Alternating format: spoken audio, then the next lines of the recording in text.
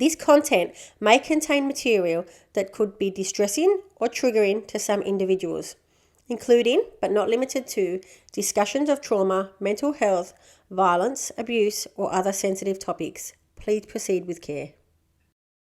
Today's one of those bittersweet days because Mum's birthday. Yeah. Happy birthday, Carol. Happy birthday, Mum. Yeah, nice day. It's a nice day, I think. It is a nice day, but I'm kind of jealous of her because she's got my baby.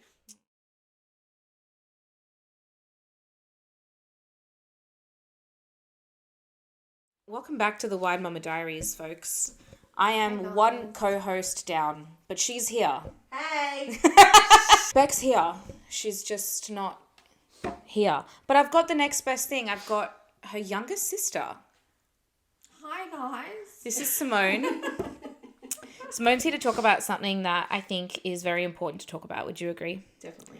I think that for yourself as a human being, as a person and as a mother, it's important to talk about. I think that it's important for yourself as a human being to talk about and your life experience, as your experience as a mother as well, for your family and your husband. And most importantly, I think for a very special little girl who was born, who has changed the lives of many people, even my own, and I didn't even get the pleasure of meeting her. So for those who don't know, Simone is a mum. I'm going to try not to cry. Yeah, don't cry. Simone is a mum to a little girl who unfortunately left this world far too soon due to a condition that she was born with. And I'm of the impression that not many people know about existing. Am I right? That's all right, yeah. Yeah. It's super rare. Super rare. Yeah. I think let's get into it. Okay. I think I'd love if you could tell me about Khadija. Who was she? And what do you want the world to know about Khadija? God, we're going to need 3 episodes for this. Just to describe her.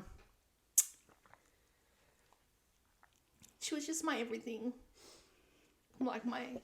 It's hard to describe her because, yeah, I could talk about her for days. Don't stop talking about her. No. She was the best little human being. She had, such a beautiful aura about her. Almost like she knew she was special. She was just perfect in every sense.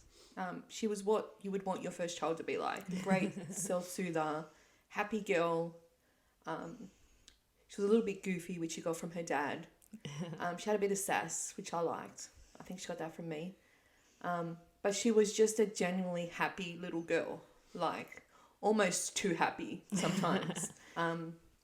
When she went to sleep, she made a noise, I'd be like, oh, she's awake, because she was just so settled and happy. Mm-hmm.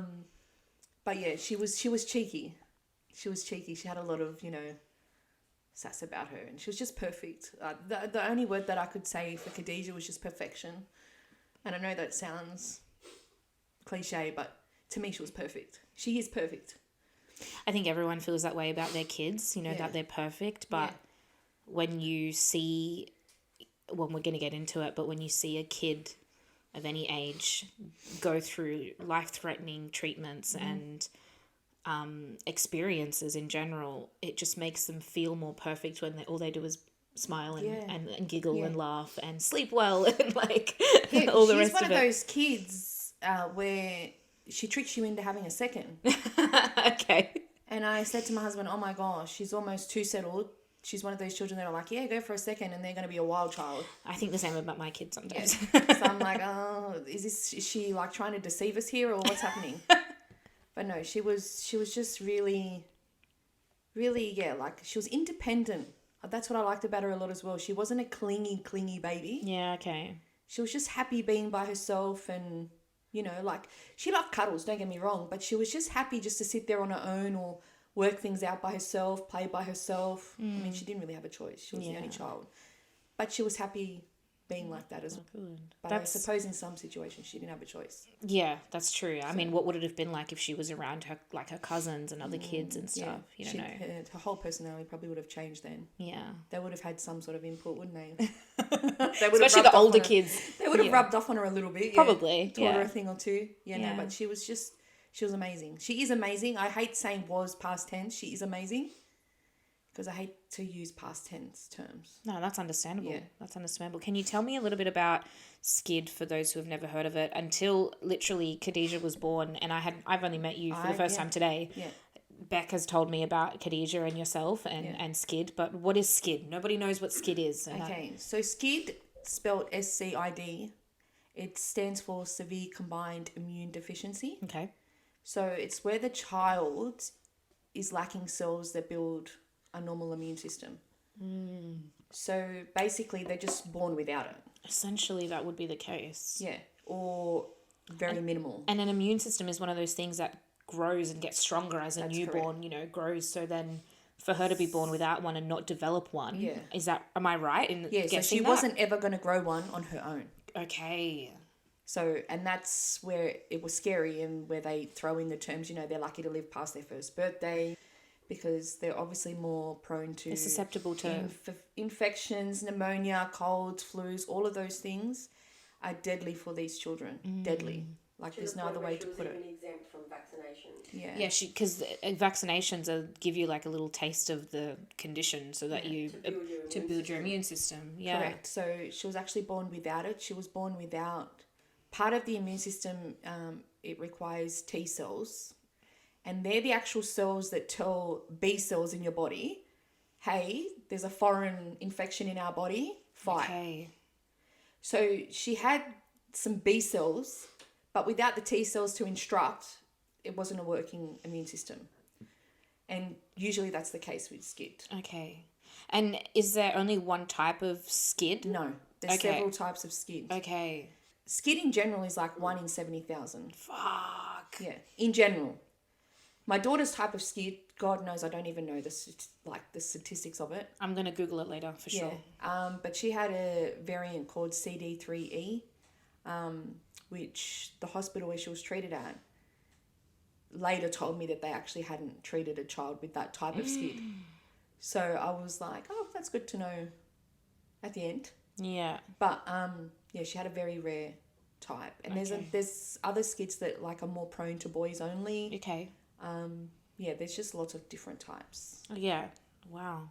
I don't want to name them because I don't really know them exactly. Fair I think enough. I know 3 types. There's ADA SCID, X SCID, and I've heard of my daughter's type, CD3. Of course, yeah. variant. Yeah, it's interesting, isn't it? Yeah. So, picked up in the heel prick test. Picked up in the heel prick test. Yes. Yeah, okay.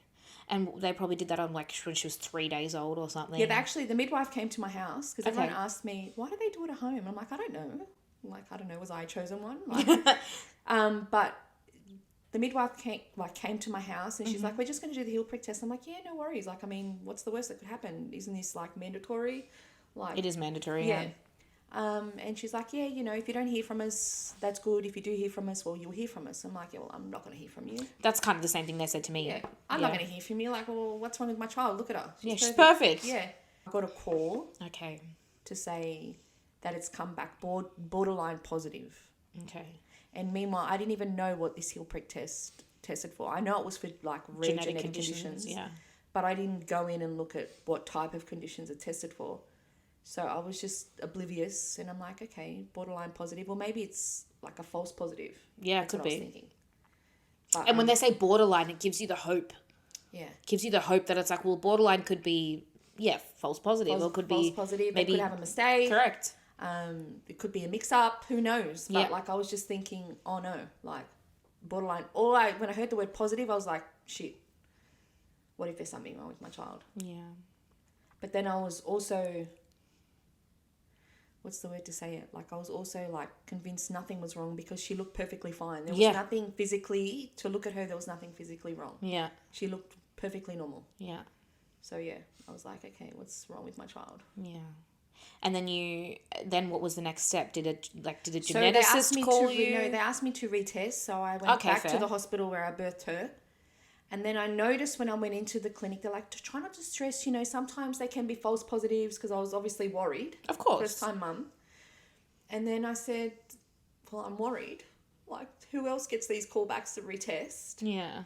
And then I seen little vials on the counter. I'm like, well, hang on a minute. It looks like you know what you're looking for. Can you tell me what did it come up a borderline positive for? Like, what are we looking at? Like, what's the issue that you think it may be? And they said something to do with immunology, like her immune system. And I thought, well, out of all the things I've seen, like, is it cystic fibrosis they pick up on and all these other conditions? I thought, well, immunology can't be the worst one out of them all. And then when I went home, I actually Googled. And that's the worst thing you can do. Yeah. But also sometimes the best. But because, again, there was sort of like no real explanation on what she was borderline positive for, I thought, well, I'm going to take it into my own hands. I'm going to check this out. So I Googled it, and funny enough, SCID was the first thing on the Google search. Wow. And I read it, and I'm thinking, I hope she doesn't have that. I hope she doesn't have that. And then 2 days after the retesting, I got a call from an immunologist saying, I'm sorry, your daughter has severe combined immunodeficiency. And I'm like, hang on. I had to think about it, and I'm thinking, hang on, that's the one I read that was on the top of the list on Google that is fatal if not treated. And from there, I had 2 weeks of newborn bliss, and then it got ripped from under my feet, because from there on there's no nice way to say it. From then on, I was shitting myself for my child's life. Yeah. So I was just like, what the hell how am I going to deal with this? How am I going to go about it? Like, what do we do? And she was explaining to me, like, the diagnosis, and I'm so sorry, and I heard the words bad luck a few times, and I'm like, bad luck? Well, hang on. I haven't even grasped the fact of being a mother yet. Like, well, bad luck. Bad luck makes it sound like it's like, oh, well, what do you do? Yeah. Like, they just... Yeah. And I mean, I think she was trying to say that to make it feel less like it was my... Like your fault? Yes. Yeah. And, like, there's nothing you did wrong to cause this. It's Yes. just something that happens sometimes. It's unfortunate. Yes. But I think saying the words bad luck like that it just makes me feel like, well, because Khadija we tried hard for Khadija. Yeah. And, to finally have her and then to have that happen, I was just like, oh my goodness. Yeah. What are we going to do? Tell me about some of the treatment that she had to go through. Like,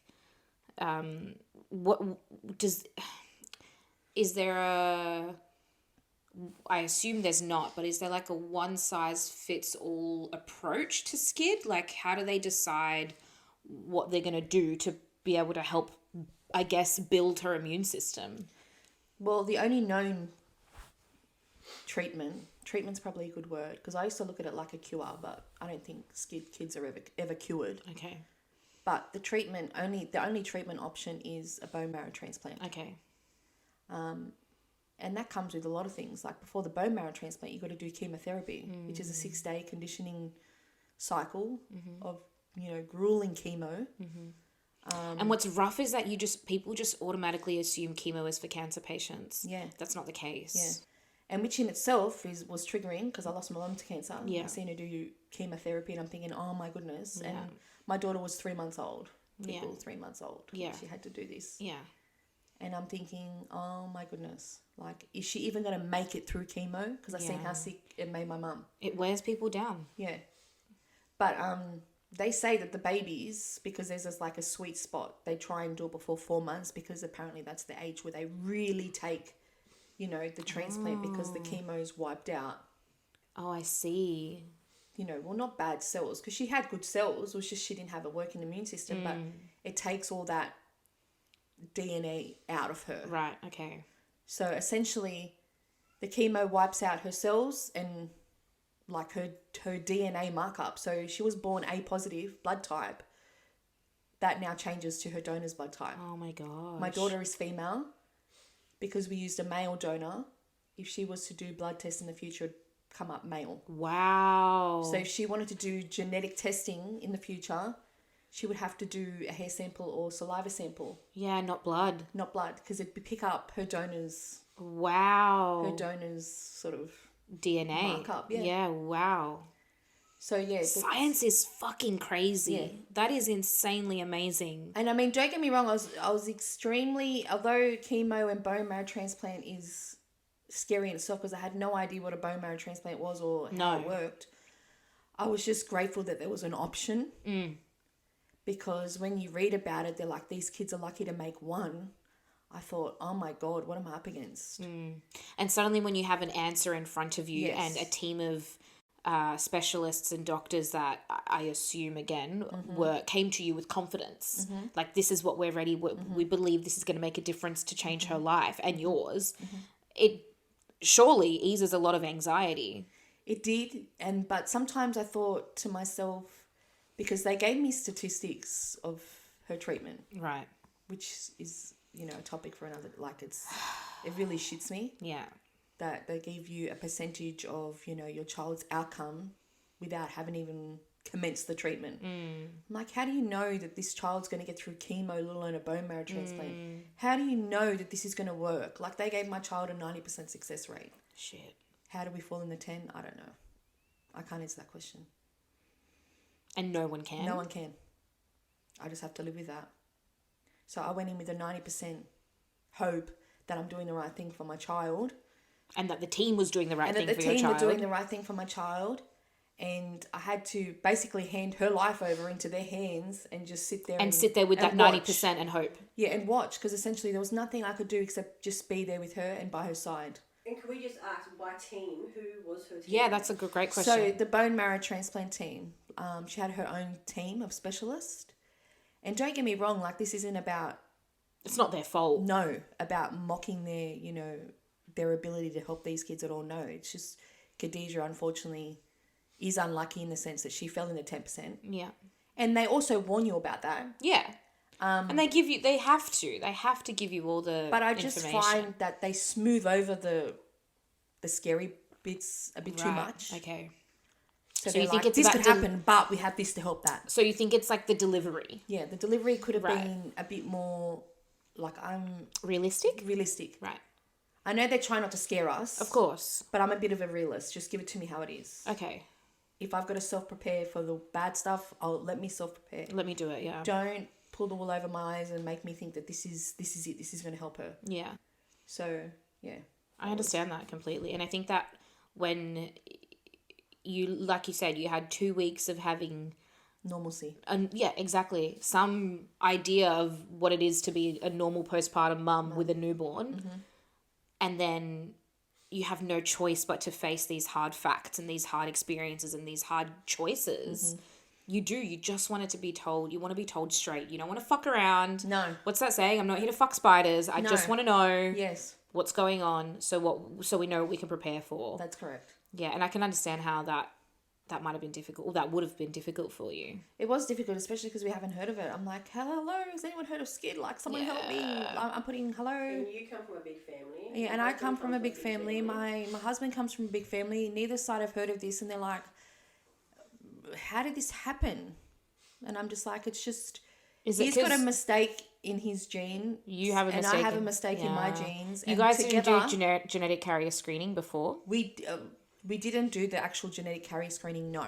Okay. But they have said to us, even if they did look for it, because we've got two different mistakes, like I've got a mistake and he's got a totally different mistake in the same sector, but how are they to know together that would have made So there's SCID? still a chance that you could both have a child that is biologically both of yours that doesn't have SCID? Yes. Okay. So it's a 1 in 4 chance. Fuck. Okay. 1 in 4. So yeah. Fuck.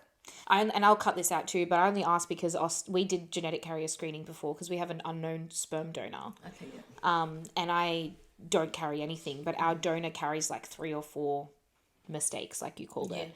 So I'm very well aware that you can check for these things, and I was just curious to know. Yeah, and when I spoke to the IVF people, I'm like, would you have picked this up? And she's like, no, because it's not like you carry the same mistake and we know that causes this issue. Yeah. No. You both carry a different... I couldn't have... What are you looking for? Yeah, like, you know, and how were they to know when me and Bassam went together that this was going to form... A SCID baby. SCID baby. Yeah. Like, she's like, so I can't even be confident and answer that question for you, no. Shit. And that's an extra cost, Izzy, as you know, to do that. Yeah, it is. It's like $1,600 test. It's not fucking cheap. No. So it still probably wouldn't have given me the answer. What do you think? Well, I guess you kind of answered a couple of that question there. What kind of options did you have to feel supported? I know you mentioned earlier that you felt like they glazed over a lot of the harsh statistics and they should have been a bit more direct with you. But were there resources or a community, or is there anything that when you had left the hospital or you had left speaking with a professional where you could turn to find some support? People that have either gone through this with their own SCID kids or any information or resources available? There was a group through Facebook. Oh, I love a good Facebook group. Yeah. Good. Yeah, there was a SCID Connect, if I'm right. SCID Connect, and there's another one, SCID Foundation, which is international. So Okay. obviously, you know, this disease doesn't discriminate. It's Of course. worldwide. Yeah. So it was great, but they're all still have living children. So they're still going through the ebbs and flows of having a child post-transplant and checkups and whatnot. Okay.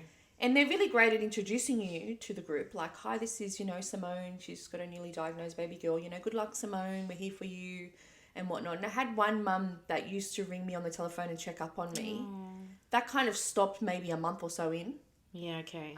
Which I understand. Everyone has things going on. But an actual support, I'm not going to lie and say it was of great help. No. Okay. No. Because I just found that it was more... A lot of success stories. Success, yes. Which has its place. It does. Has its fucking place. And I don't want to take away from that. No. Absolutely not. Because I know when you're in the beginning of it, you want to see those success stories. And when people are successful, they want to share it, and they Yeah. should be fucking sharing it. It's an amazing thing. It is an amazing thing. And I even after losing my child to SCID, I love seeing the success stories. Nice. And I actually say I love seeing a child, you know, thriving, actually improving. Healthy, yeah. Yes, and when they say, oh, you know, they finally got their immunisations, great. You know, that's a great milestone. Or I can tie your hair up in a ponytail now post, you know, transplant. That's a milestone. You know, so they're all lovely things to look at. But there's two sides to this disease. It's not every child survives. Not everyone makes it. No, and that's what's disappointing in the fact that these children that have passed away, they don't get recognised. I don't think, in my opinion, they don't, and neither do the parents. You know, we both went through the same treatment, you know, regime. We both, you know, stayed in the hospital for countless days on ends. We both put, you know, jobs, lives, marriages on hold. You know, but there's just no platform for the lost parent from SCID. No. Or even the lost child, like the child that we've lost. There's no platform for them apart from, okay, yeah, they had SCID and they passed away. Unfortunate, you know. That's sad. Yeah. On to the next success story. Yes. Yeah. And you know, again, maybe there needs to be a separate platform, yes, but I'm yet to find one. Okay. So. Maybe it's time you make one. Yeah. Well, that's what I'm hoping for, but I'm like 6.5 months in my grief journey. So of course. sometimes I look, like... there is no, and this is something actually that your sister taught me a lot, is that there's no process to grieve that is correct. Everyone processes that differently and uniquely, and there's no right or wrong. No, definitely no right or wrong. And it took me a long time to understand that. I haven't lost many people that have passed away, but I've lost literally 3. Yeah. And each one of them I have grieved differently, and none of them have been a child. So I can understand that my own very tiny grief journey compared to your immense one where you've just got so much love. It's misplaced love, right? Yeah. You've got all this love. Yeah, now it just feels like it's trapped in my body. And there's nowhere for it to go. There's nowhere to go, yeah. Because, you know, I have this love for a child that's no longer earthside. You know, and that doesn't make you any less of a mother. It just makes you less of a mother that is able to hold their child. I just think, where am I going with this? You know, where am I going to go with all of this? Like, I only had 13 months of her, you know, when I had dreams of a lifetime. Yeah. You know, where am I going to go with all this? You know, and there's a lot of love, but there's a lot of trauma too. Where do I go with it? You know, because there's losing a child, the grief is so isolating. Because it's not many people that can relate. I mean, I'm sure there's a lot of people who've lost a child, but no, like it's not really spoken about. It's not. And it's too hard for people. I think it's also a taboo subject where people don't want to say, with most things, how you going. Because to say how you going and for you to say people feel like they've got to act on it and do something. And that's not the case. And what I think it is like, well, fuck, I can't bring their kid back. So... Yeah, What am I meant to do? You just want to be able to say, I'm feeling shit, and just a hug. Yeah. Like, it's that simple. It is, and I don't think a lot of people realize that. And you're the first person I've met personally in front of me that has lost a child. Lucky me. If anything, lucky me, truly, because you're sitting here and you're talking about it. Yeah. And I think that, like many people listening who might not know someone who has lost a child, or a parent who has lost a child, let's call you what you are. Yeah. I feel I'm learning, not just about SCID and Khadija and the process of everything, but I feel like I'm learning now how easy it is to discuss this topic and still have respect and love and not make me feel uncomfortable because you're the one that's uncomfortable. You're the one that's grieving the loss of your child, Like, and I always said this even in treatment when I had people, when she was alive and, she was starting to get pretty sick. I used to say to people, like, don't pity me. Like, just go home and love on your kids because, some people think that having a healthy child is a given right. It's definitely not. And if you really want a wake-up call for that, just go walk in a hospital, a children's hospital. It's not a given right. It's a blessing. If your child is healthy, it's a blessing. But I can't put my head on other people's shoulders. No. So would I have had that mentality if Khadija didn't have SCID? I don't know. Maybe not. You don't know. It's not a given right. It's a blessing.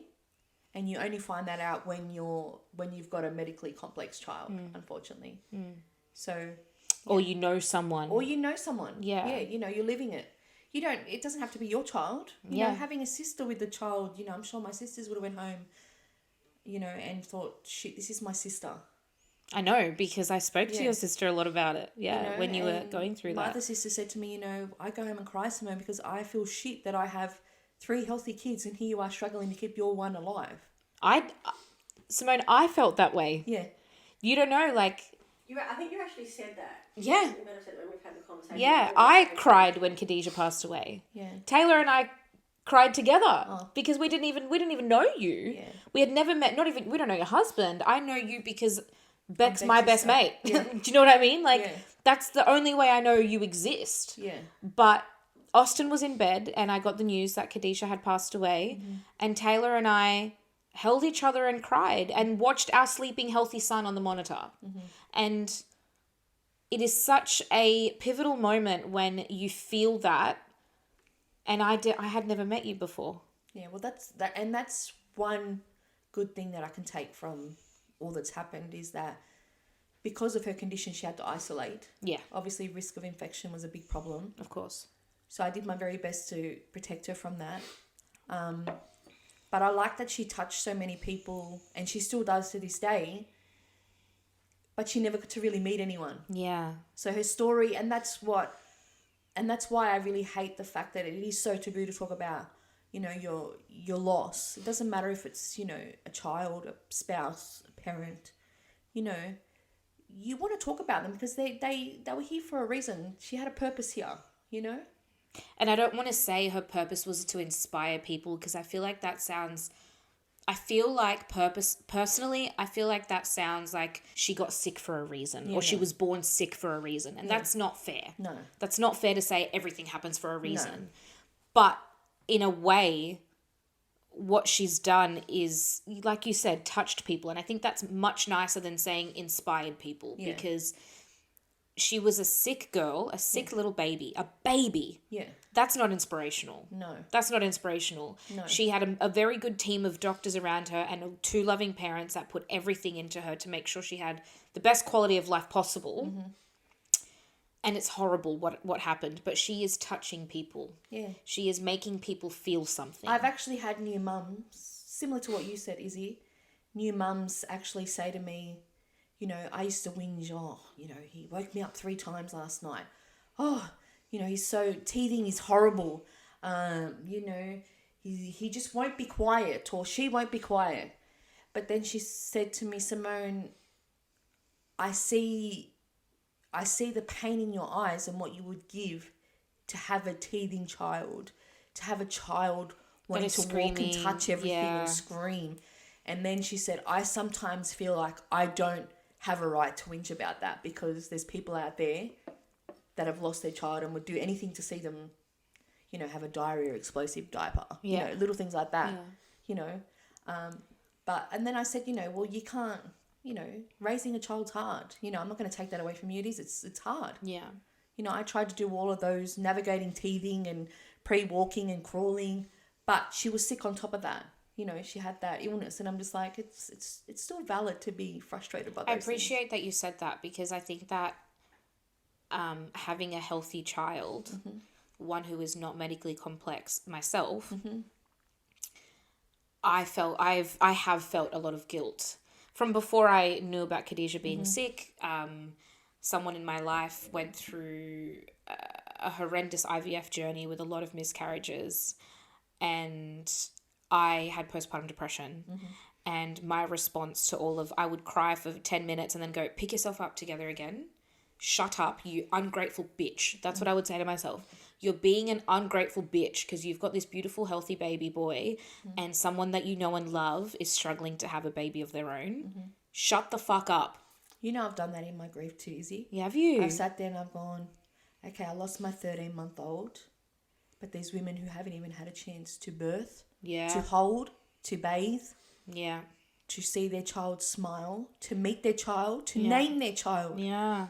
So sometimes I sit there and say, okay, it was 13 months. It was short. It was too short for my liking. Absolutely too short. But I got to experience that out of this world love. Nothing will match it. And how beautiful that you are able to take your horrible fucking experience and still know that there are people less fortunate. Yeah, there is people less fortunate. That, you know, that they don't get those 2 lines on the pregnancy test. Yeah.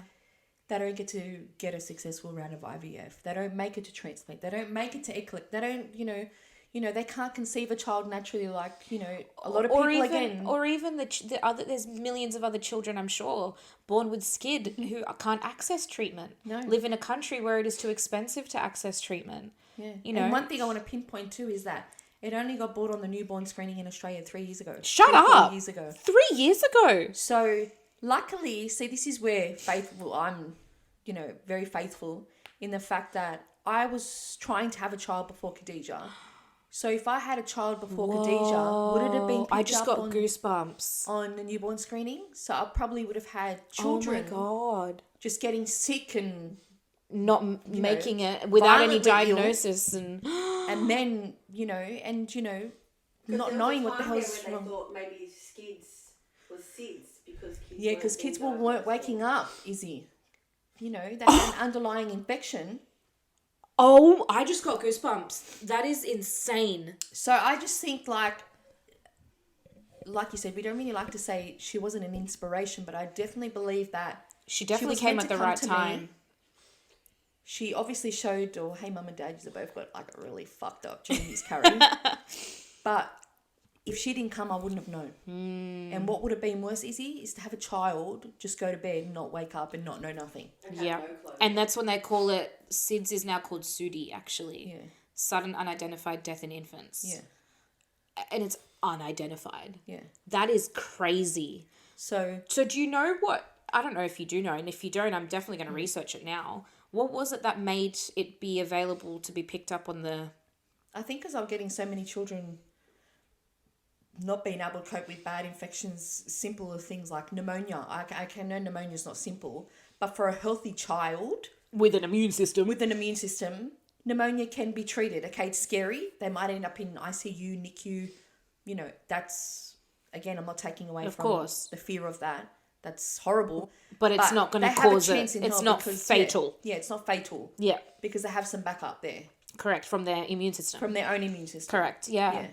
Wow, so you believe that, a lot of kids I believe that some kids were, you know, obviously dying of, you know, very bad infections. Okay, but why was that infection and it's a little so bit questionable, Then they dug a bit deeper and then, you know, they looked internationally and, you know, immunologists were researching this and then it came out. So my daughter's immunologist was the one that put it on the newborn screen. Shut up! So that's what I was going to say. When we go back to, can we talk about what her team, who her team was? Who was on the it team? It wasn't just 3 people, her team.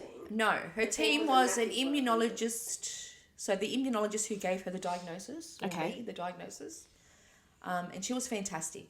I don't know if I want to say her name. She was, look, I could not fault her. The first meeting I had after her diagnosis, I mean, she sat me in her room. She's like, grab your lunch, sit in the room.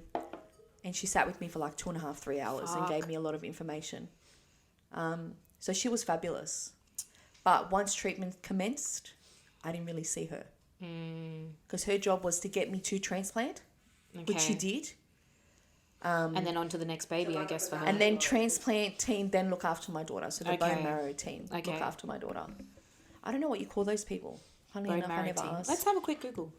I never asked what they were actually called, the bone marrow team. That's what you call them, the BMT team. Yeah, BMT team, I called them. BMT. But I don't know exactly hang on. What kind of team or what kind of doctor performs a bone marrow transplant? Thank God for Google. Okay, I'm ChatGPTing. I'm actually not Googling. I ChatGPT everything. I want to touch on her team is because to show the a hematologist, an oncologist, yes, a transplant coordinator, nurses, pharmacist. Yeah. Okay, so it sounds like the main one is a hematologist and oncologist.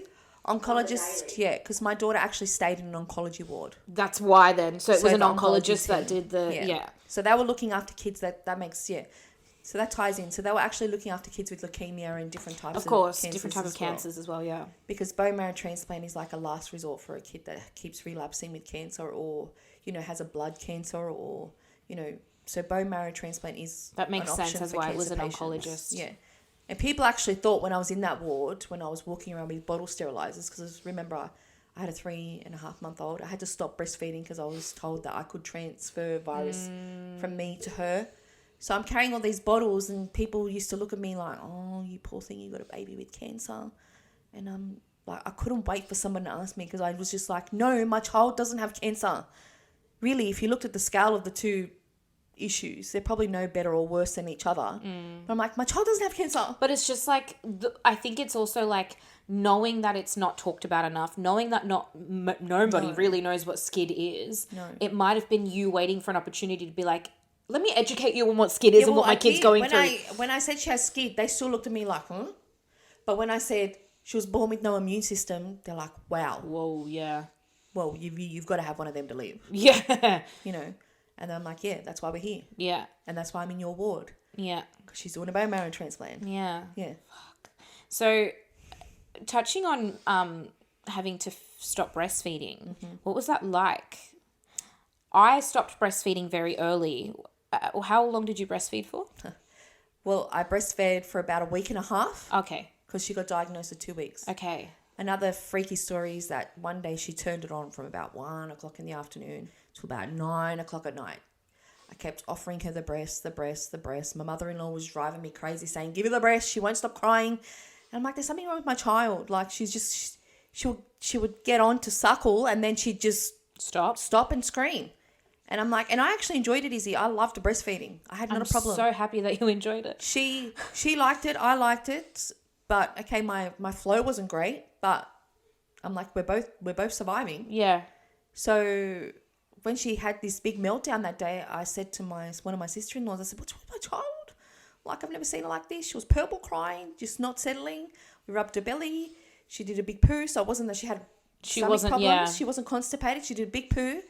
And then my sister-in-law was like, look, Simone, how about we try some formula? And then that was like, why? Breast is best, right? And I wasn't one of those mums, mind you. I didn't mind if I formula fed my child. But I was like, we're both doing well with breast. Like, why am I changing? Yeah. So we did give her some formula and she fell straight to sleep. The poor thing was starving. Oh. And then when I actually checked my breast milk, my mother-in-law was like, Simone. Did you pump? Yeah, I pumped. And I pumped and mostly for the night feed. So I knew she was getting, 50, 60 mils because she was still only 2 weeks old. Yeah, very little. And then my mother-in-law like, Simone, it's not like white milk. It's still a bit yellow, clearish and clearish. Clear, okay. Not clear, but like it's not. Like runny? It was like cloudy. It wasn't really like solid milk. Like right, yeah.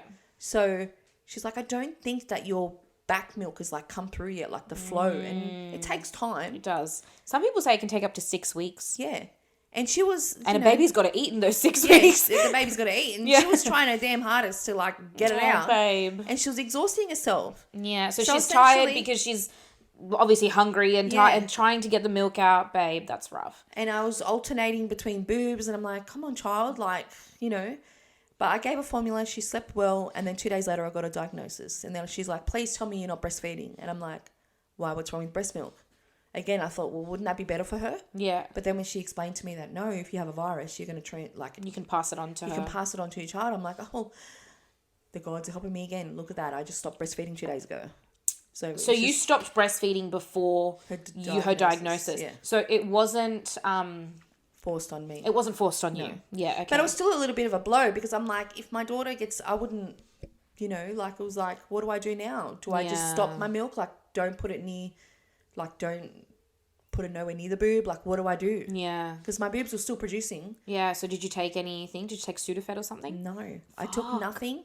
And that's another thing. I didn't get no infection, like, what do they call it? Mastitis? Yeah, I didn't get none of that. That's I good. was just told, don't touch your boobs or, like, you know, stimulate them. Just have a shower, run them under, you know, your warm water quickly and take your out. breasts Don't out. get them too warm, yeah. And I felt like I had cauliflowers growing under my arms because they were so lumpy from all the milk ducts. And you didn't even get mastitis? I didn't get no pain. Wow. No, nothing. Within about, I wore, like, breast pads, obviously. To catch any leakage? About maybe a week.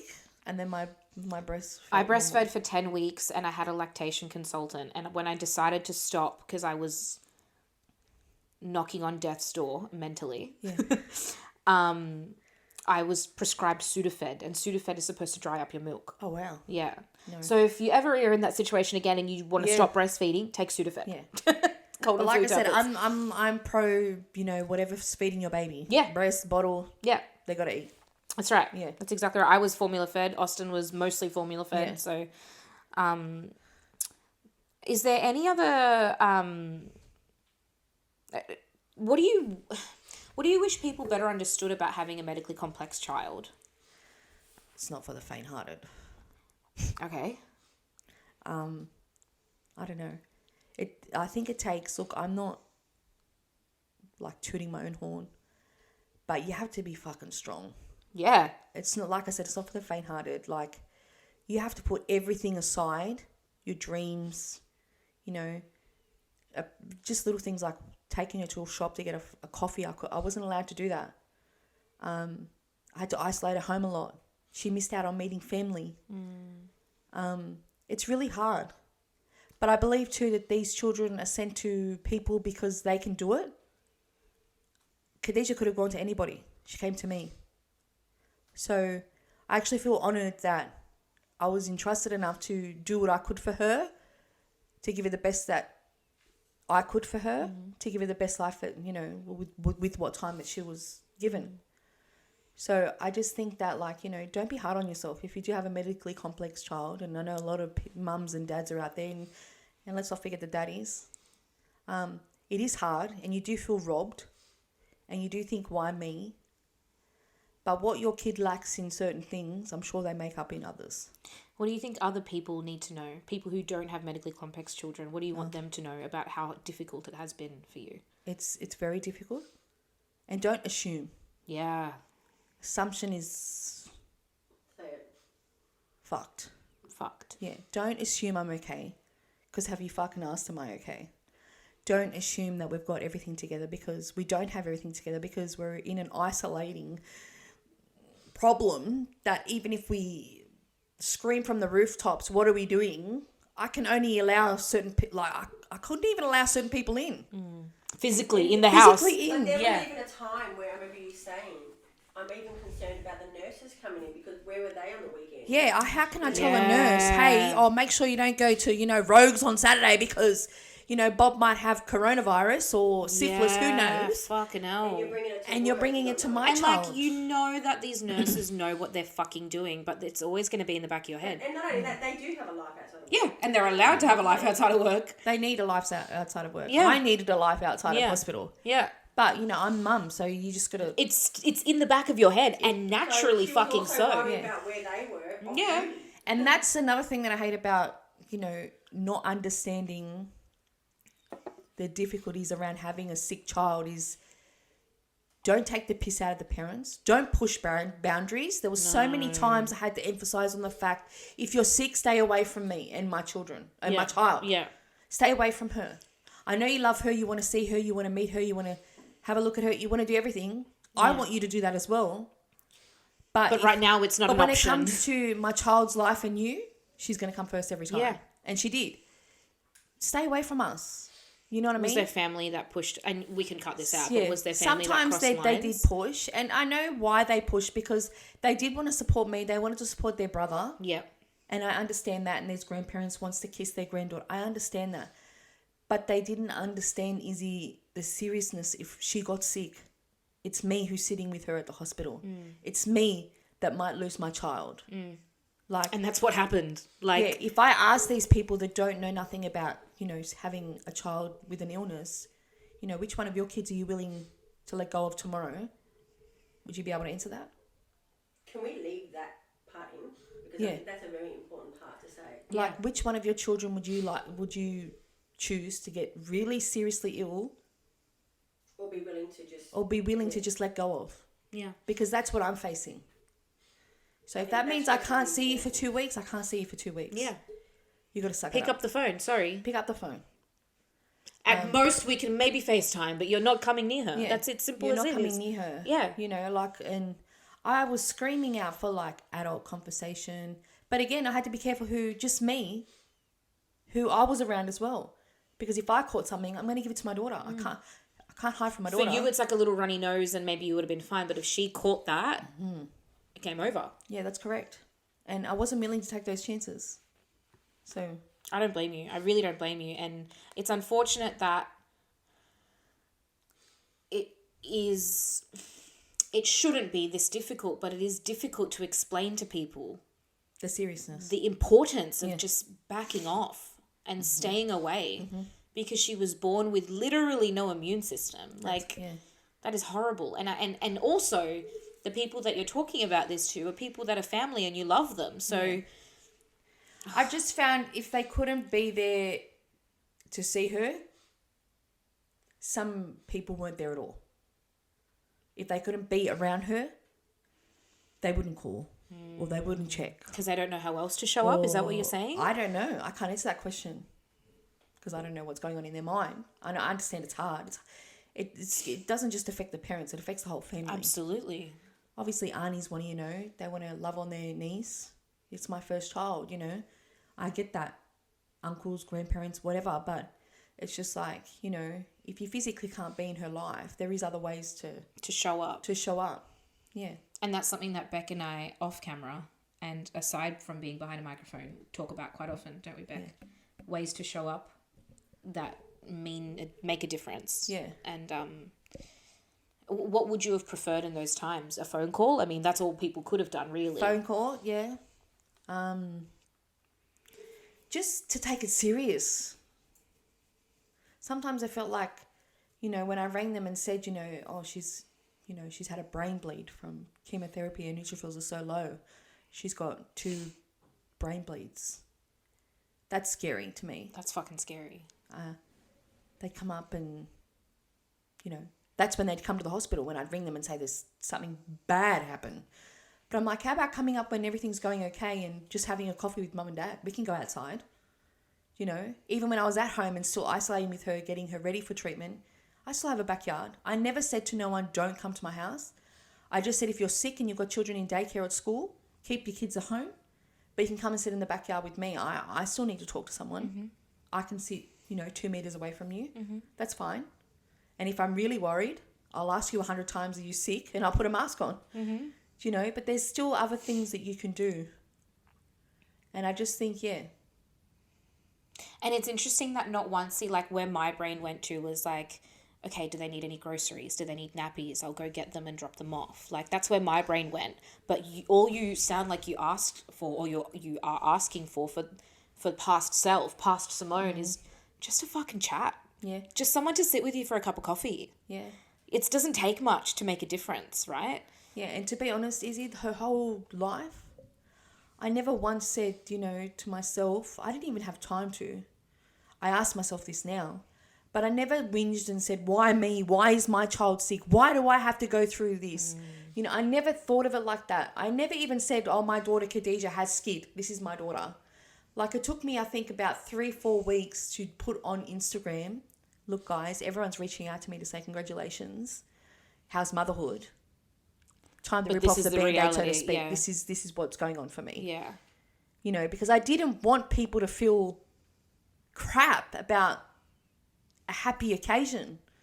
Because essentially I'm hurting other people as well, because people that genuinely care for me, they're going to feel hurt. So I didn't want to be the Debbie Downer. Person. Like, you and I are two different people, because I just wouldn't give a shit.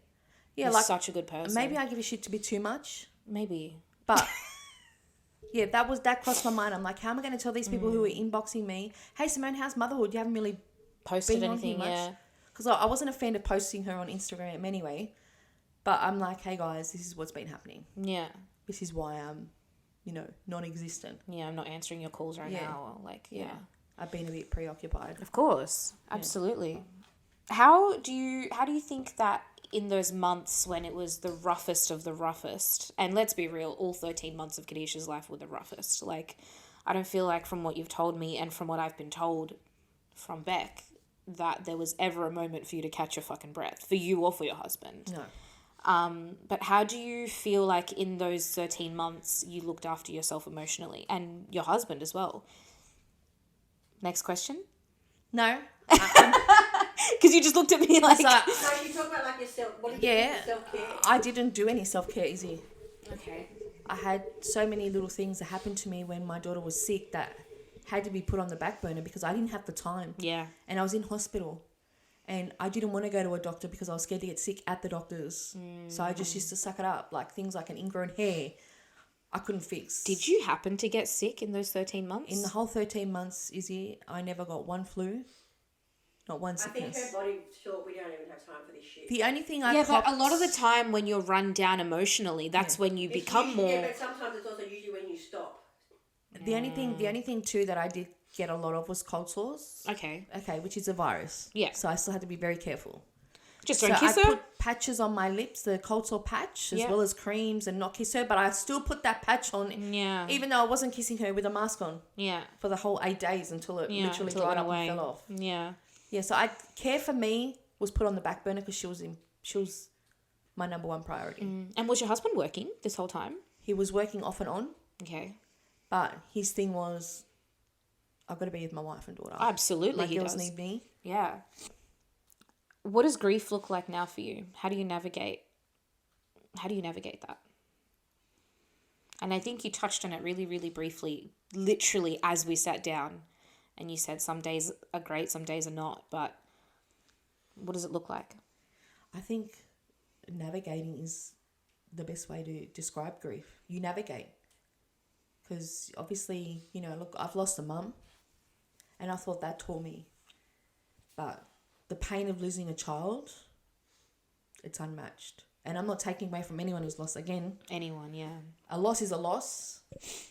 And I've always believed in that. But when it's your child, you birthed your child, and like I fought tooth and nail to keep her here, or to do the right things for her, to give her the best shot at life.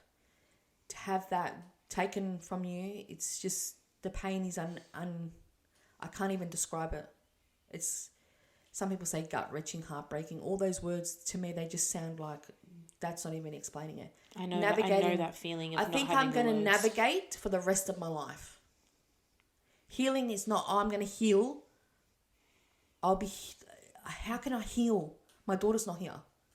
And she once was. And she was. That's my daughter. Here or not, she's still my daughter. Absolutely. And she's not in my arms. How do you heal? What is going to fix me, Izzy? What will fix that? You're so the only right. thing will fix it is if she walked, like, she magically appeared. Yeah, and that's not just going to happen. Not going to happen. But that's the reality. Every day you wake up, and that's the first thing that comes to my mind is I've got to do another day without my baby. You know, I'm gonna be by myself. I didn't sign up for this. You know, I didn't give birth to not like have her here with me. You know, like every day is a constant dig. Like another day without her is without her horrible. and she took up so much of my time that it's just like Not just your time, dude. She took up your heart. Yeah, she took up my heart and time and routine and medicines and appointments and this and that. That it's just like, the silence is deafening in my house. It's deafening. Like, for one little girl, she filled up the whole home. You know, she filled her arms, her heart, and her house, and now it's all gone. You know. And I can't imagine what that's like. You know, and I can't. People say, how do you feel? I feel like I've got no limbs. That's the best way to say it. My arms have been chopped off and they're not coming back. It's hard to live with that. It disables you. It really does. Like, it sucks your joy, hope, dreams, anything. It even tests your faith. Like, you know what I mean? Like, why me? Did I do something wrong? Was there something I could have done better? You know, it tests everything. But it's just like, I'm never going to get those answers easy. I'm never going to get why, how. Why did he give me something to love so much and then take her away from me? You know what I mean? I'm never going to know those answers. So I've just got to do my best to hopefully one day be reunited with her. Because I don't think that a mother's love ever goes. And, like, you know, hopefully in the afterlife I'll be with her. Because there it's for eternity. Here is temporary. Everything here is temporary. You're doing we're all going to die. You're doing a really good thing talking about her. Yeah. It's a lot of different people I know, and some in different cultures and backgrounds. They don't talk about the people that have passed away. And I respect that. I respect that, you know, that's how it feels right for them to mourn their loss. And I appreciate that. But how beautiful is it to get for other people, for example, like myself, I feel like I've met Khadija now.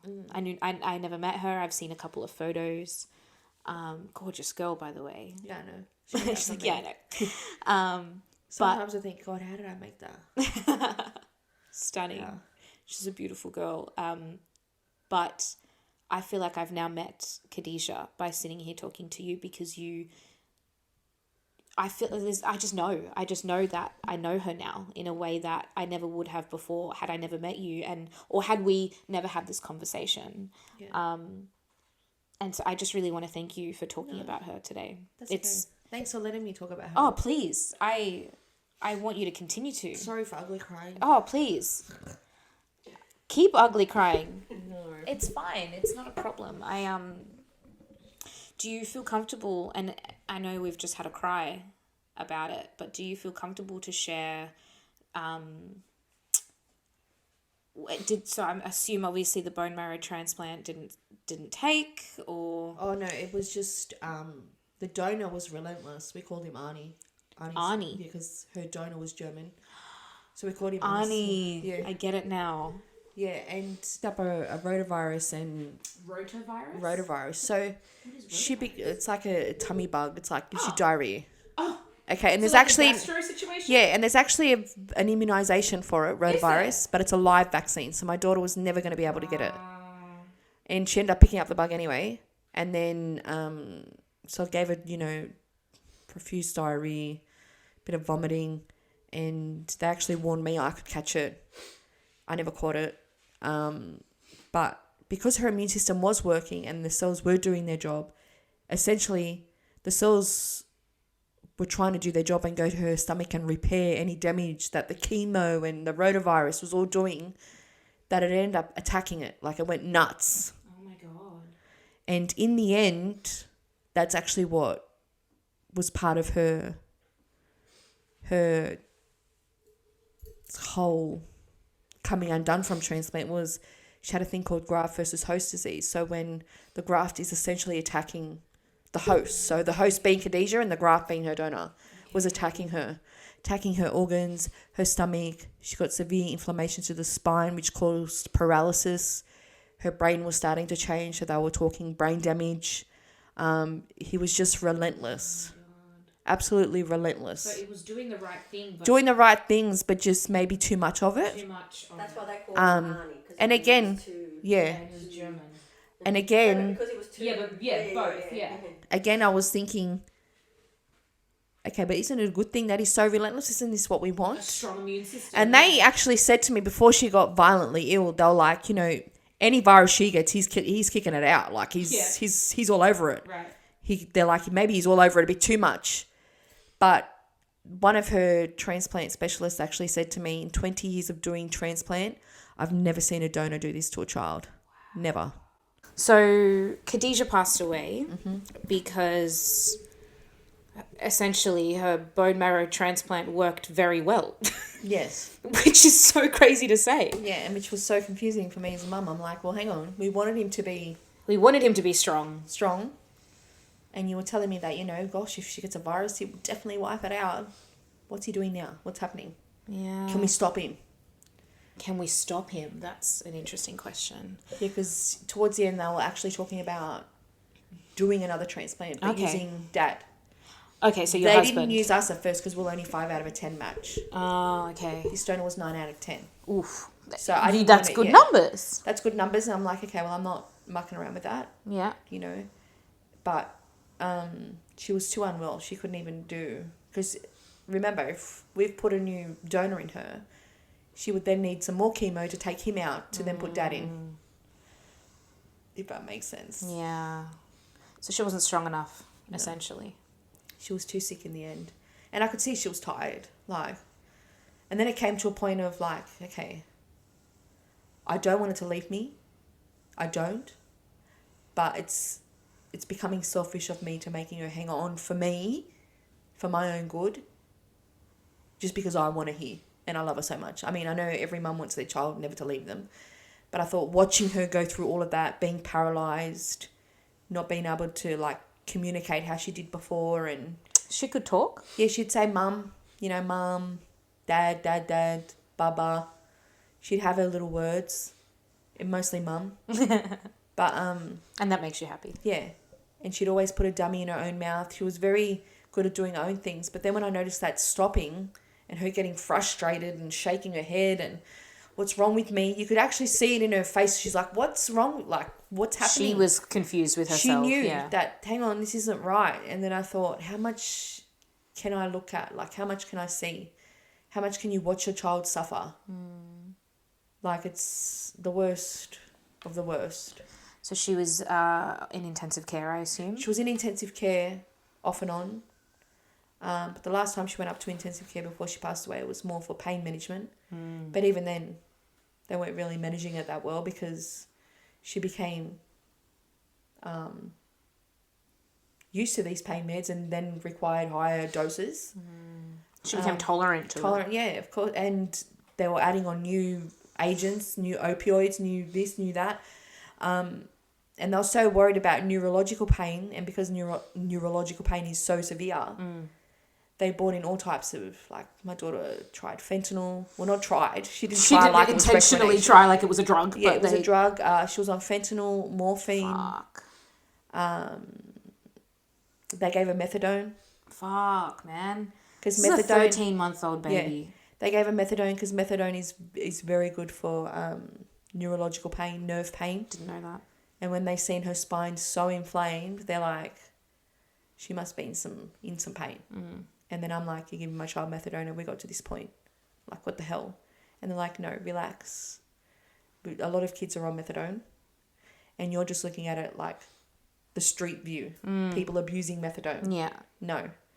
It's not given it's like that medicated, in hospitals. yeah. It's and regulated and it's very monitored, and you know how to wean the child off it and whatnot. But I was like, what the hell is happening to my child? She's on methadone.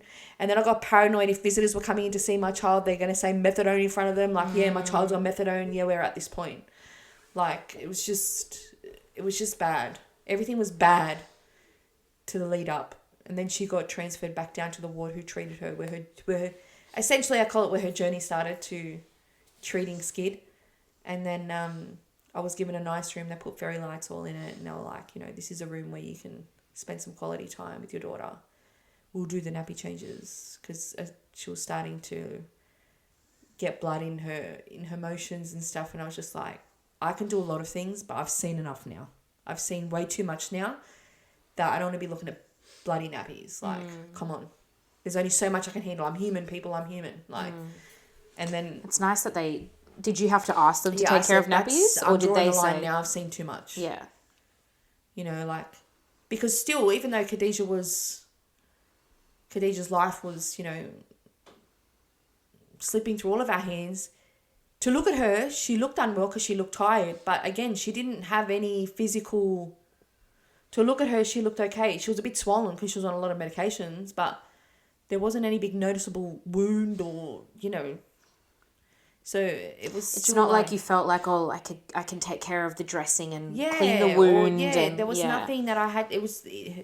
I just suppose if we turned her inside out, it might have been a different story, you know. We would have probably seen things from a different angle, but it was just... There was a lot of anticipated grief. What if my child goes today? What if is today the day? Is today the day? Is today the day? So how long was it from her getting the rotavirus to her passing away? We got her home. She was actually doing well. We're doing physio once a week. We went to a hospital appointment on the Friday and she got readmitted on the Monday, never to come back out of hospital. So they were actually moving my appointments from weekly to fortnightly. So she was doing well. Her blood was showing. It looks like she was doing well. I was taking her to physio. She was starting to crawl. She was talking more. She was becoming quite a handful, actually. I'm like, wow, she's keeping me busy. She's officially a toddler. Yeah. It'd be 2 o'clock. I'm like, I haven't even showered yet. Like, but I loved it. She was keeping me busy. And then I just noticed a bit of diarrhea and I thought, oh, hang on. Diarrhea was normal for Khadija because she's been on antibiotics since she was 2 weeks old. But I know colour change and what it means. You paid attention. And I thought, no, hang on, something's not right. Yeah. I can feel it. So I took her to the hospital. And as soon as we walked in the door, she did this big smile, like, I'm home. Because she'd only been home for 8 weeks. I had Khadija at home 3 months before transplant and then 8 weeks after transplant. I had her home for only 8 weeks.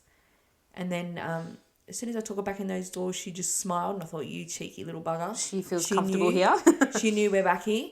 And then she decided to get a fever there. And I'm like, well, good girl, because you did it here. Yeah. If I would have taken you home and did it, I would have had to bring you straight back up here. That's right. It's good that it hit there. And then they were almost going to discharge us Izzy in a week and a half into our stay because she was looking like she was improving. And then all of a sudden her count started dropping, her white cells, her neutrophils, her platelet levels, which is like your blood. Everything just started going out of nowhere. That's horrific. And then from there on it was just... So it was about a week, you say? 9 weeks I was in there, in the last admission. And the last admission, 9 weeks. 9 weeks. I had her first birthday in hospital. Wasn't much of a first birthday. She had surgery on her first birthday. And she cracked like 39.5 fevers that night. I had to send Dad home because he looked like he was getting the flu, and he did. Like, I did send him home. Because I'm like, we're on an oncology ward. We have to respect not only... It's not just Khadija, but it's everyone else's. A lot of people are waiting on treatments here. Yeah. So I said, get out. I said it like that, get out. And he's like, but it's I said, I don't care if it's a birthday. Get out. Yeah. I'm here. She's safe. She's safe. But yeah, you're right. It's not just about Khadija. It's about every other fucking kid that's there as well. So, yeah, I didn't even get to celebrate a birthday with her. I dressed the room up though. I still did, Khadija turns 1 and I put balloons, and I said to my partner, I can't not do anything even though we're in this situation. I'm still a mum and I still want to give her what a mum would give their child. Yeah. And then I got her a little dress with a butterfly on it and I put it on her the day before she passed away. And then, so I got to see her in the dress. It wasn't ideal. Yeah, but not great circumstances, but... No, but I still got to do the things that I wanted to do. I sang happy birthday to her because on the day, like I said, she was very unwell. I couldn't do it. But yeah, and then in Combined ward, I was given that space because the nurses all knew us from our previous stay. And it was the Friday, they're like, her oxygen's dropping despite having CPAP on, which is pumping 60% of oxygen in her nose. And essentially, Simone, if she's trying to let go, the feeling of oxygen pumping down the nose is like suffocation. Yeah, it is. So it's getting to a point where medically we have the right now to say, enough's enough. And then I still wasn't me. I still wasn't happy with what they were saying. I'm like, how can you digest that? Yeah, I'm like, can you get somebody else in? I need a second opinion. Other part of the team, bring them in. And they're like, so they're going to say the same thing? I said, I don't care. Bring them in. And I said, are you sure? And they're like, we're sure, Simone. We're like, we're 100% sure 2 days ago, but we wanted you to have time with her. And then I'm like, yeah, but I'm not making the decision. They're like, you're not, we are. It's time. And then they took the machine off her, and then 2 hours later she passed away. And that's when I knew, oh my goodness, she was trying. It was essentially that machine slamming air down her nostrils that was, you know, keeping her here. But even then, But she was not fighting keeping it. her here. She wasn't here. No, essentially she wasn't. She wasn't talking, looking, eating. It wasn't the child that you thought it was. No, she wasn't the child. She wasn't, like, she was always my child, but she wasn't my happy Khadija maybe 5 weeks of that 9 week stay. So she stopped saying mummy, you know, mum, 3 weeks into the stay. She stopped her happy little bubbly self, Miss Rachel, Miss, you know, toys. She stopped all of that, and I'm like, oh my God, where's my baby? So when people say, oh, it's only been 7 months, you know, since you've lost, or almost 7 months on the 29th, that you've lost her, I'm like, no. I lost her a long time before that. I lost her from 2 weeks old. Yeah. Essentially. I lost any normal hope or dream or, you know, like visions, because I didn't want to think too far ahead, because I didn't know, am I going to get there? I didn't want to break my own heart, you know what I mean? But and I think every parent, I try not to, and I don't even have a medically complex child, but I think a lot of parents think like, oh, when they turn 18, I'm going to buy them a car, or one day they're going to fall in love and I'll go to their wedding, and like all these thoughts for their future that you, unfortunately, like you said earlier, people expect, because it's not a given right, like you've said, to have a healthy child. It's a blessing. Yeah.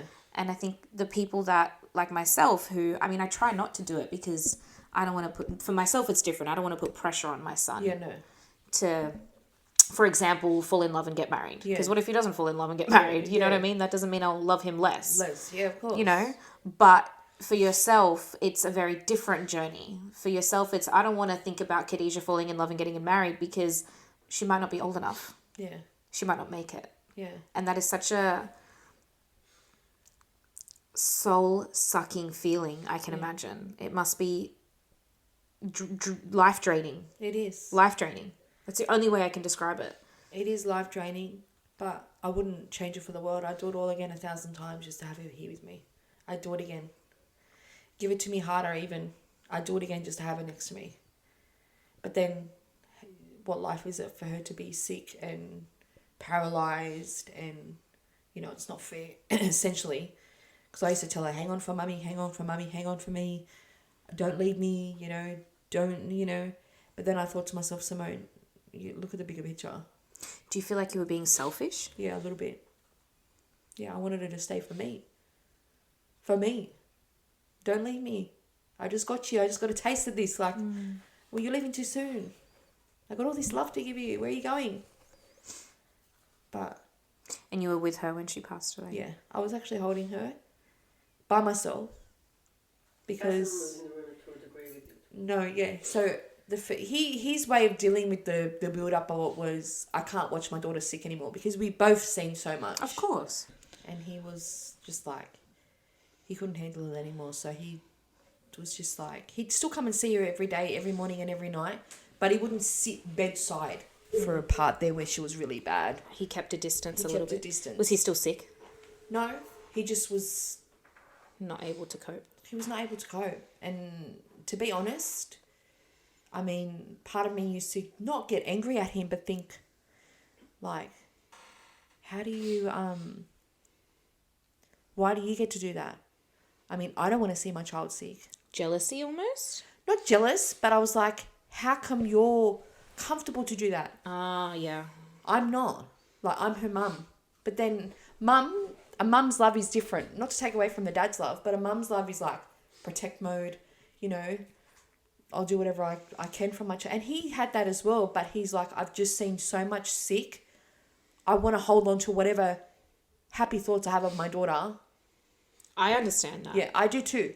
And that's why I never judged him for it whilst he was doing it. Whilst he was processing Also, I noticed that when we were at the hospital, he would be like down downstairs having a cigarette, but he'd be talking to other dads, which was so good for Yeah, him. That is really good. And she would say, Yeah. shut up, stop talking to other people about it. But he was trying to vent. He's not trying to because he knew his wife process. was Yeah. going through enough, but he was trying to vent, learn things from others as well, which was really, really good, because I didn't think that would be something Bassem would do. Obviously, never having been in circumstances prior to this.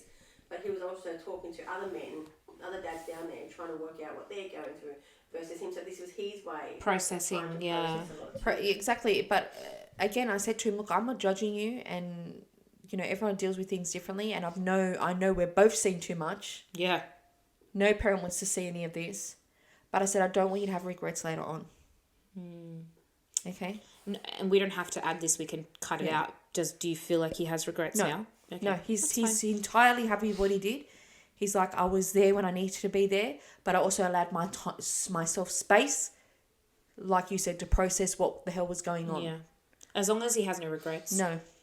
And when they did take the CPAP off her, and it's time for, to let her go peacefully, I was holding her for probably 45 minutes alone in the room, and then Daddy came in. And she was making, they say end of life, kids, let out some noises, and, she didn't seem entirely peaceful at first. But as soon as her dad hit the room, the whole feeling changed. It was like, here he is, he's my people. He's mum, he's dad. Right, now I can This is go. all I need. Yeah. Yeah. And then... And what a beautiful thing. And yeah, and we'll just, I was playing the Quran for her, and I sang to her, and I told her everything. I'm just like, I know I always tell you to be strong, but you are strong. You don't need to be strong, you are strong. And I told her you can go see my mum now. But what do you say? There's not enough time to, I just thanked her. And then when I put her beside me and Bassem, that's when she passed away. So she waited for us to put her down. I don't think she wanted to die in our arms, But when she passed away, I just picked her up, and it was the first time I kissed her lips, Izzy, because I was so scared to give her something when she was alive. It was the first time I got to kiss my daughter properly without being worried.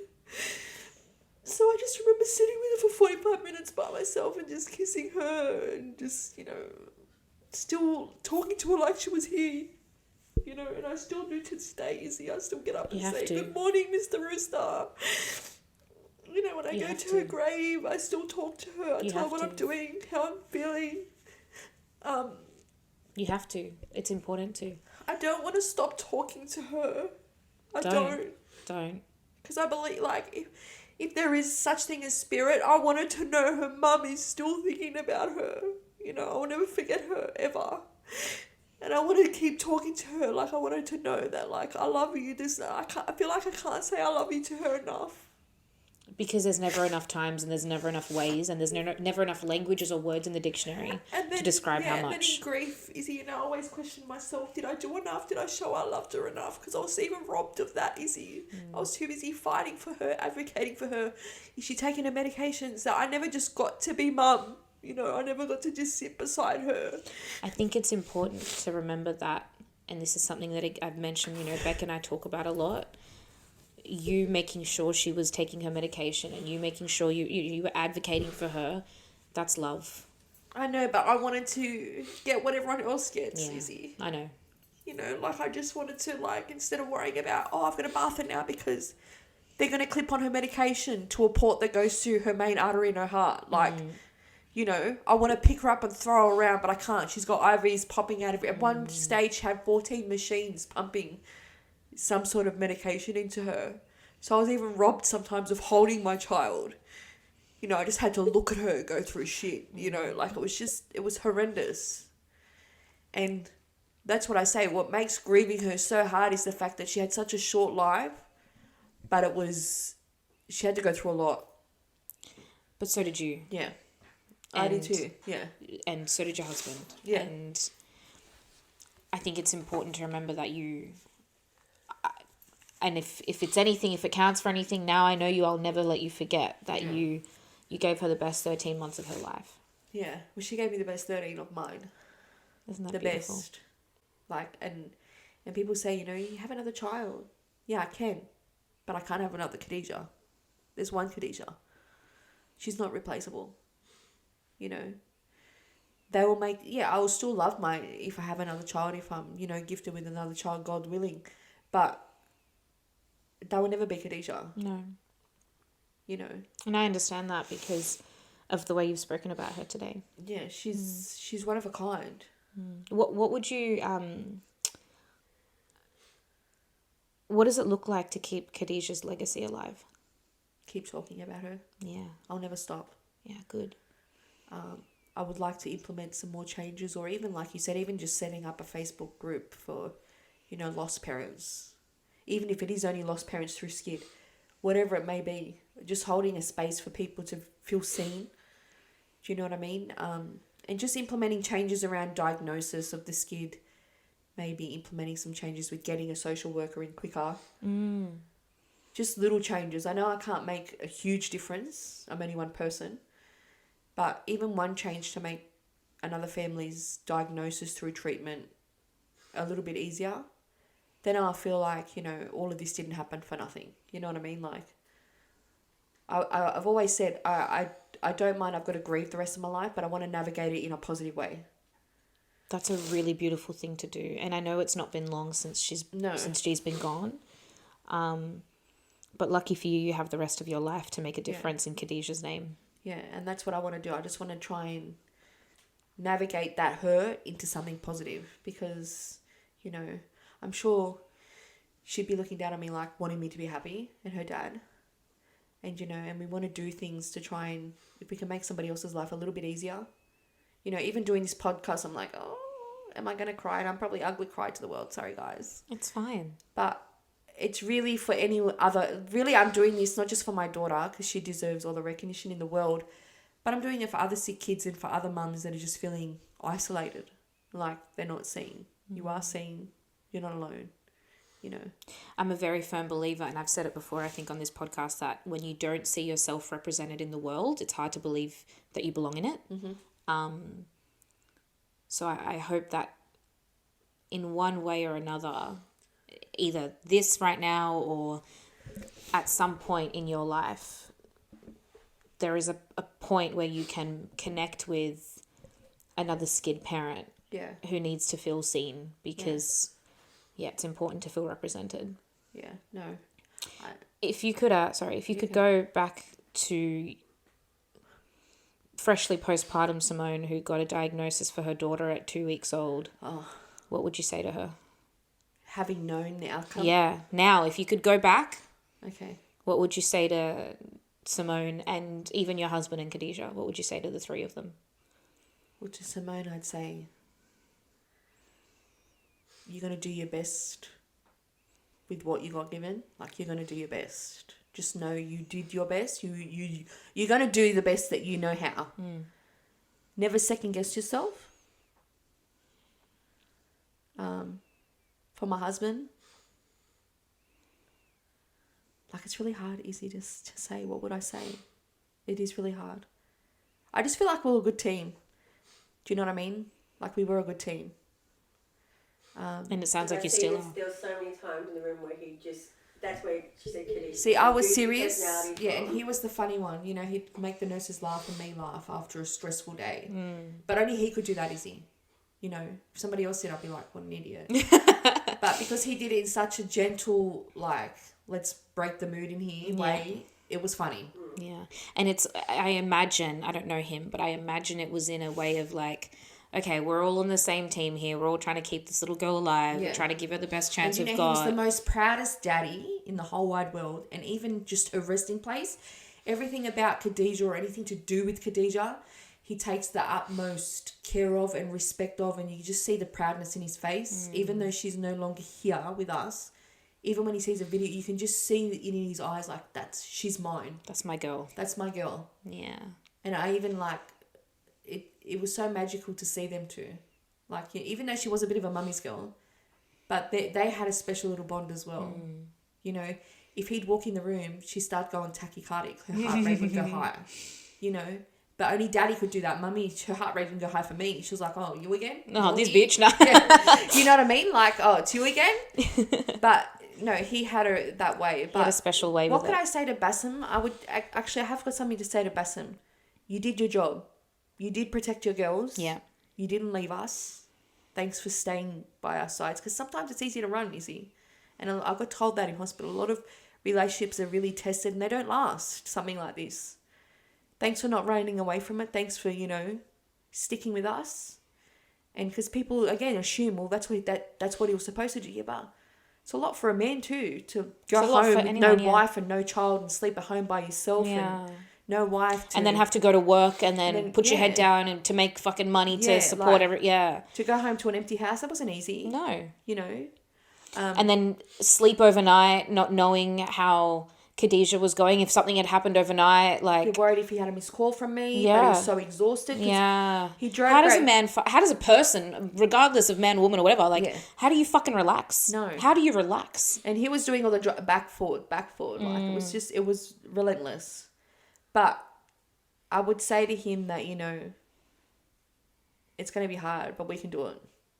And to Khadija, I'd just say there's no love like her love. She'll be I hate saying number one out of guilt if I was to have another child. But she is your first. But she will always be my number one. She will always be the big sister. Like I said, God willing, if I have more children, she will always be our first love. Mine and Bassem's first love, because she was our first love. Yeah. And nothing will replace that. And as long as I'm alive, Izzy, I'll do what I can to remember her. And I even said this to Bassem as well. I said, I'll always have a tear on my cheek for my daughter. I even think on my deathbed, Lizzie, Khadija's name will still be on my lips. You can't break that bond. It's forever. I think you've done a really good job today. And the past, what would it be, 18 months? Yeah. Since Khadija was born, she would have been 18 months old, right? Yeah, about that. Maybe 19? 13, 14, 15, 16, 17, 18, 19. Yeah, about 19 months. Yeah. You've done a great job. And that's all I can say. And you're a really, really, really good mum. Yeah. Thank you. I know I have days where I know I'm a really good mum, but it's just sometimes when your brain fights with yourself and you question everything. Yeah. But I know I did the best I could. You did the best, and you are doing the best you can. And you're not stopping. Is there a message you'd like to leave with other parents who might be walking a similar path? Yeah. What would you say to them? You're not alone. We are out there. Maybe we should tell the world more. Stop being scared to mention them. They're your children.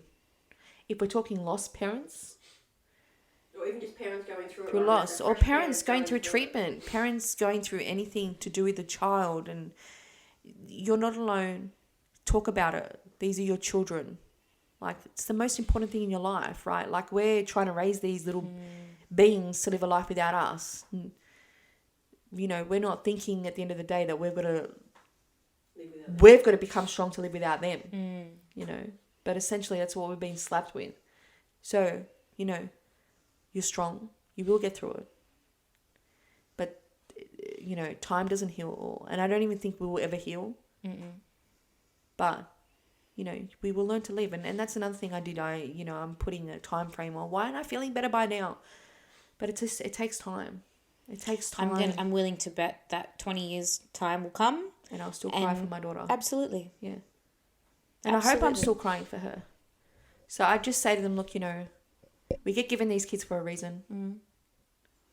And they're gifted to you because you can handle it. Just think, when you look at your child, if they're sick or if you've got a complex kid at home, or you're in the thick of transplant, or you're in the thick of chemotherapy, whatever it may be, or you're in the thick of, your child might not make it to tomorrow morning. You got given that child for a reason. They were given to you for a reason. Ask yourself why. Why was I given Khadija? Or for people listening, why was I given this child? What have they taught me? What am I doing now that I didn't do before my child? That's all I can say for now, because I'm only 6 months post losing a child. So, but yeah, all I would say is just keep going. You got to keep going. And talk about your kids. I mean, if you need support, ask for it. guys. Yeah. That's the number one thing. Stop being scared to ask for it. You're not a burden. You know, if you're made to feel like a burden, they're the wrong person to ask. That's such a good point. And So for any just- circumstance. Yes, for anybody.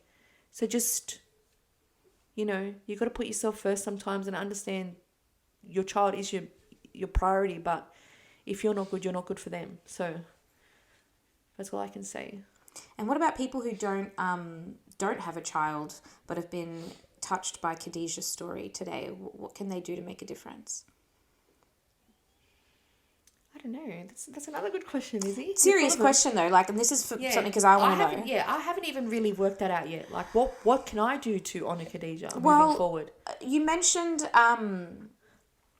Khadija's donor. Yeah. And forgive me for my ignorance, I might be really dumb about this, but is Khadija's donor someone who has passed away? No. Right, so they donated They donated blood? their Bone marrow. Right. And they're That's a big- alive. That's a big procedure. Okay. Okay. In Germany, it's mandatory when they join the army. Yeah. Oh, so is that So- why you get a lot of Germans? Yes. So Germany is one of the biggest bone marrow registries in the world. Okay. Because it's mandatory for certain things over there to be a bone marrow transplant. Interesting. Didn't know that. But I don't know if I would say, like, you know, and Australia have bigger restrictions. Like, you can't be a donor after 35 here. Oh. Oh, I didn't know that. Yeah. So, you know, us here in the room, I'm pretty sure we've missed the boat. No, I'm still young enough. Okay, you're young enough, Izzy, but, you know, I can't. Yeah, right. And I would love to be able to say, hey, guys, yeah, you know, use mine if I can save another little child. But another thing as well is if you've had a child, apparently there's something in our marrow that's not as Like if strong you've as a birthed man's. a child? If you've birthed a child. Yeah, right. There's just so many little things, you know, give blood, guys. Okay, and that's another good one. Give blood. My daughter used so much blood. God bless the people that were donating. Yeah, she used so many blood transfusions. It was a joke. I couldn't even count them. Blood transfusions. Just, she got so many little gifts from the hospital, like teddy bears and things like that. And it might seem trivial, or you think, oh, I have to spend a fortune. Some ladies used to sew little teddy bears. Like, it's not, you know, little things, just dropping them off. I just learned to sew, so I'm actually, I was thinking about what I can sew to donate to kids, but yeah. I'll You have know, to learn it. Even they had the onesies that are like... The onesies that just a Velcro, so when they put all the ports and everything in them, it's not Yeah. the button up thing like the whole It's just a bottom. Velcro that Yeah. undoes it. That's How even a beautiful. good thing. Just there's lots of little things, but I think the main thing as well is just, you know, just be kind. You know, be kind. When you think about Khadija, just think, you know, be kind. She was 13 months old. All she knew was kindness. Yeah. Well, I tried. Well, she's seen me lose my shit a few times at the doctor's, but you know. But like I said, know would've done she anything knew for that her. that was out of love. Yeah. She was probably thinking, oh, my mum's going at it again. But it was all for her. So, you know, blood donating's a good one. There's so many kids that need blood. If you can be a bone marrow transplant donor, great. You know, there's so many things that you can do. You know, just think, what would you like to do if you wanted to honour someone, and do it, you know? Because there's no one thing. I was yet to really know Khadija's full personality that would really remind me, okay, go buy a sloth toy. My daughter loves sloths. Right. You know, but yeah, there's no one thing that I would say, do that's going to honour her my life, daughter. Yeah. Just when you go to sleep tonight, just hug your babies tighter for me and for her. You know, feel that love.